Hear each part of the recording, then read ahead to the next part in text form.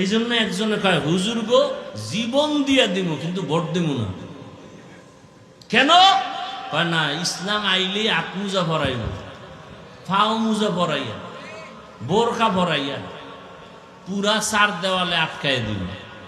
এক আতঙ্ক অন্তরে কাজ করে। এই জন্য কয় না, ক্ষমতায় আসতে দেওয়া হবে না। এরে আম্মা জানেরা, সারা দুনিয়াতে আপনাদের মতো কত মা কত বোন এখনো আছে রহমতের নবীর আদর্শ মতো জীবন চালায়।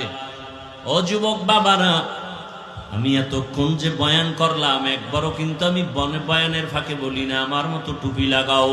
বলছি তাবলিগে যাও, পীরের কাছে যাও, কওমি মাদ্রাসায় যাও, স্কুল কলেজ বন্ধ করো, বলছি? বলি নাই, বলবো না রে বাবা। সারা বাংলাদেশে বলি, ও যুবক তুমি স্কুলে পড়ো, তোমাকে আমি ধন্যবাদ দিয়ে গেলাম আমার পক্ষ থেকে। তুমি স্কুল ছাড়িও না, কলেজ ছাড়িও না, তুমি ডাক্তার হও, ধন্যবাদ দিয়ে গেলাম। তুমি ইঞ্জিনিয়ার হও, প্রফেসর হও, তুমি ডাক্তার হও। যারা চাকরি করেন চাকরি ছাড়িয়েন না, ব্যবসা করেন করেন হালাল ভাবে। দাবি আমার একটা, জীবনটা ওখানে রাইখেই জান্নাতের টিকিট হাতে নিয়ে নেন।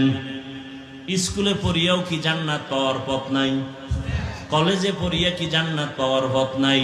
তাহলে আমি কেন বলবো স্কুলে পড়া যাবে না, কলেজে পড়া যাবে না? ঢাকা কলেজে গিয়া দেখো তোমার মতো যুবক মাথায় পাগড়ি, বড় দাড়ি, বড় জামা পরিয়া কলেজে ক্লাস করে, মনে হয় মসজিদের বড় খতিব, অথচ আরবি পড়তে পারে না। ও আমার যুবক বাবারা, স্কুলে পড়ো, কলেজে পড়ো, চাকরি করো, ব্যবসা করো, বাধা নাই। তবে ওখানে থাকিয়া আমার আল্লাহর মোহাব্বত নিয়ে, রসুলের আদর্শ নিয়ে চলো। তোমার মতো যুবক কি স্কুল কলেজে পড়িয়া 5 ওয়াক্ত নামাজ পড়ে নাই? কি যুবক বাবা নাই?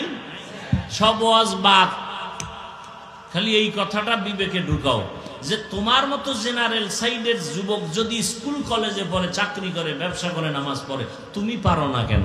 আর নতুন ওয়াজের দরকার নেই, শুধু ওয়াজ একটা, তুমি পারো না কেন? তোমার মতো যুবক র‍্যাব, আর্মি, পুলিশ, বিডিআরের চাকরি করে, 5 ওয়াক্ত নামাজ পড়ে, তোমার বিবেকটাকে প্রশ্ন করো, তুমি কেন পারো না? নদীর মধ্যে মাছ ধরে নামাজ পড়ে, তুমি পারো না কেন? রাস্তায় গাড়ি চালায় যুবক নামাজ পড়ে, বলো তুমি কেন পারো না রে বাবা? তুমি কি মনে মনে ভাবছো হুজুরেরা মিথ্যা বলে, কোরআন হাদিস মিথ্যা?